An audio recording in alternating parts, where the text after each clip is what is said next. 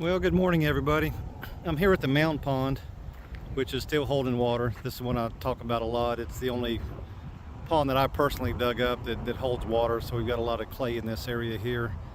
But I guess this episode is not to talk about water retention. I'm going to flip scripts real quick and kind of answer a question I'm getting a lot in the comments section, which is native seeds.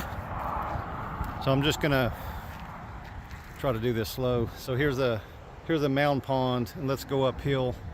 And I don't think I've ever showed you all this, and I call this a deep root zone. But for everybody saying I need to plant native seeds, I don't disagree with you, but hopefully this will explain a little bit. So right up here is my neighbor's fence line. And when I guess when my wife had gotten sheep, that fence line wasn't good enough to keep the sheep in. Didn't really have a relationship with the people living there. For me to replace that fence, I'd have to do it from the neighbor's property. And then, I mean, y'all see me working on with the skid steer, how much it just tears up the ground. So what I decided to do is just come down here and build another fence here. But what that created was, this is an area that none of my animals go on. I mean, the sheep can't get here, the cows can't get here, horses can't get here. And I dubbed it the deep root zone. It never gets mowed, never gets trampled by the cows. It's just allowed to grow. And it is on a high side, you can see the hill, so it feeds down onto my property. So anyway, I just thought I'd show that to you. And while I'm up here, since we had that big rain event, there's been a lot of colors coming in here. Let me kind of pan in here. I mean, you can see purple flowers. Hopefully it's picking up the yellow flowers. We got white flowers. Anyway, just thought I'd show that to you. It actually turned out pretty cool. It's actually my favorite fence. We kind of arched it around.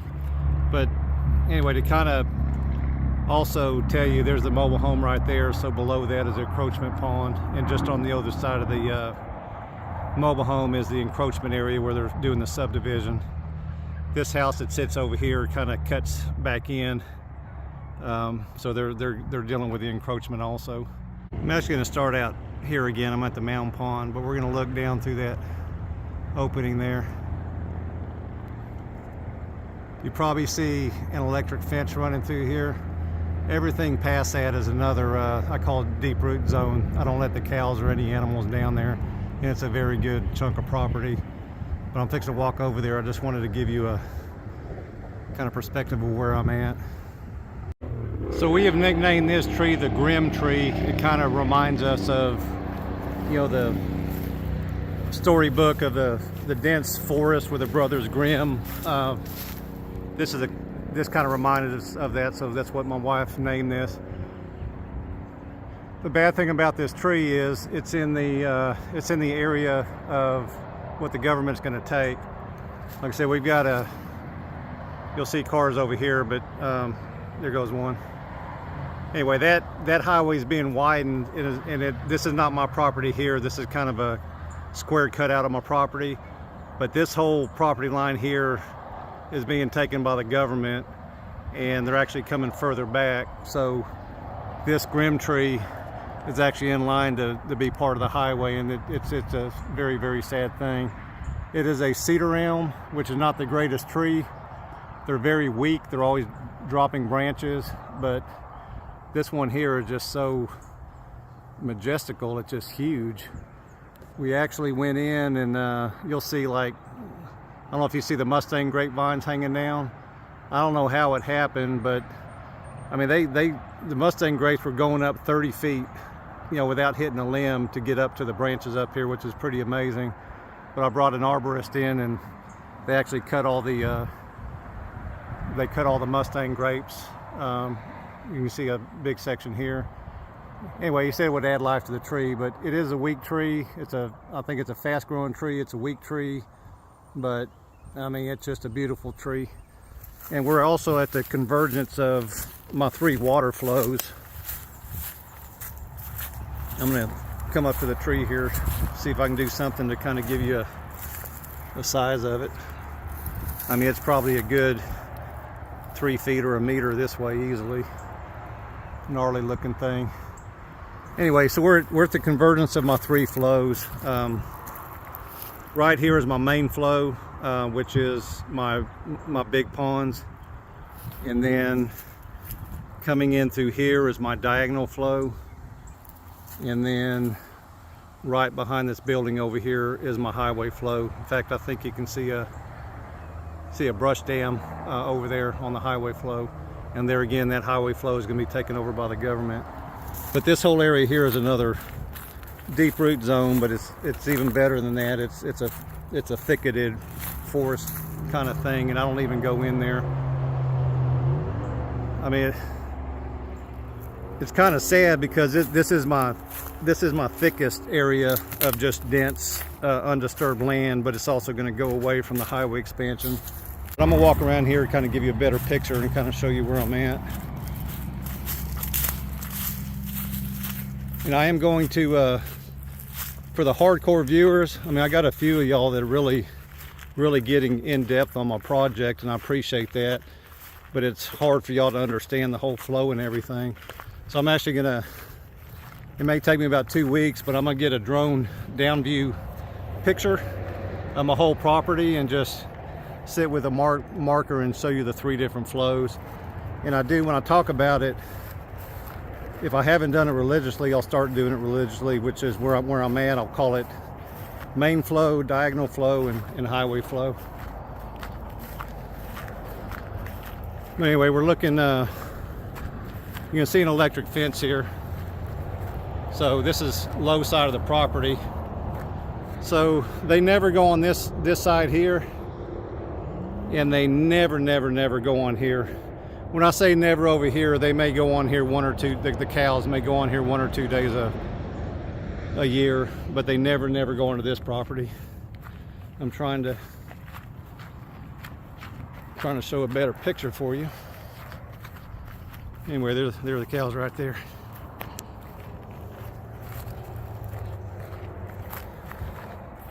Anyway, so you can see white flowers. They look like daisies. I'm not good at naming stuff. We got the purple flowers. All these seed heads, I'm probably going to be wrong, but all these kind of purple hazily, look at that armadillo. That is so crazy. Y'all see it?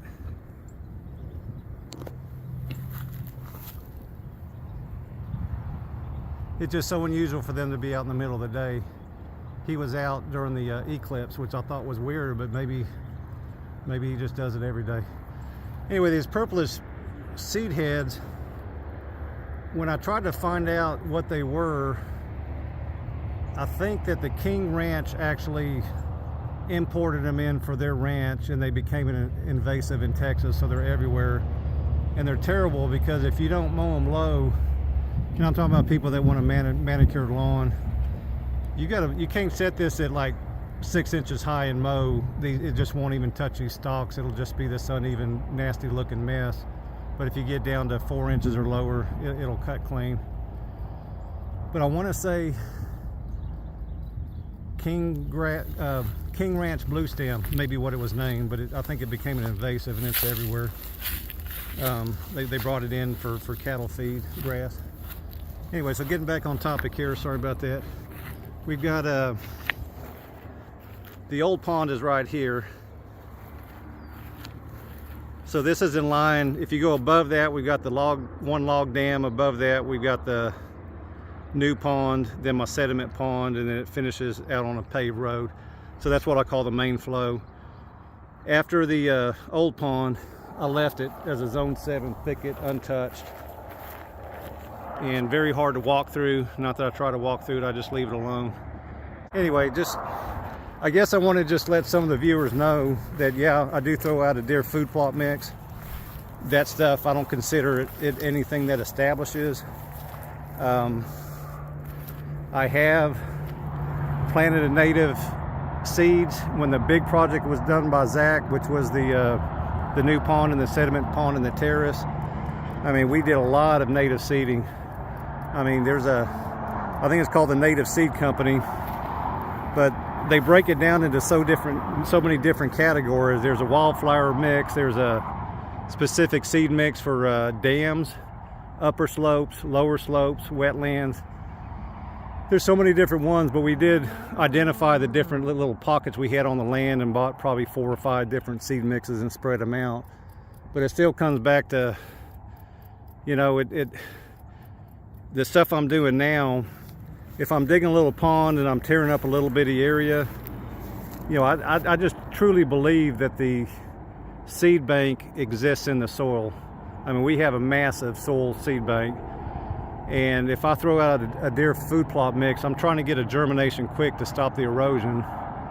And then after that, when the timing's right, this massive native seed bank is going to sprout.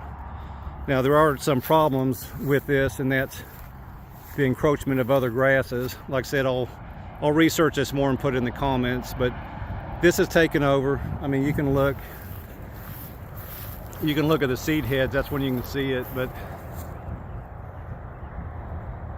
you know, all the seed heads there, I mean, that thing is dominating and taking over, and I don't know what to do about it other than mowing so it can't seed. And then I do have Bermuda grass coming through, and it's inevitable. I mean, all it does is spreads. It's an underground rhizome, and it just spreads and spreads. You can have one little plant in a year. I think it would be a 3-foot round circle in one season. That's how fast it grows. And the only way I've found to deal with it is shading it out. But there again, if you're not mowing it, it's going to go to seed.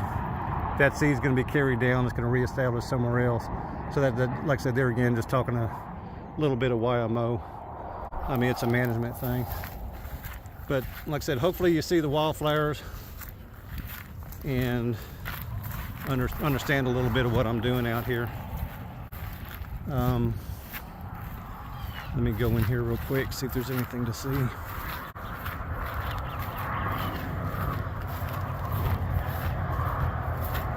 I was also going to say, these cedar trees, when you have them with the branches coming down like this, I've actually seen cottontail rabbits, and they'll actually run into these cedars to hide.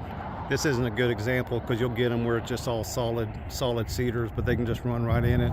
That's probably how they get away from raccoons and foxes and stuff, whatever wants to eat them. Anyway, I'm just looking down in what I call my thicket. I mean, right about here is where the water flow is. But that's my population of animals. I'm sure possums, raccoons, foxes, just about everything is living in here. And like I said, my intention was never to disturb this, let it be, but the government's going to change that. Anyway, I know this is different than the water retention, but I felt like just giving a little bit of better understanding of my land would be helpful for some of you hardcore guys. And like I said, in the next couple of weeks, we'll have a down view, and we'll actually use magic markers and show you where all the ponds are and which way the land flows and stuff. Anyway, y'all have a great day.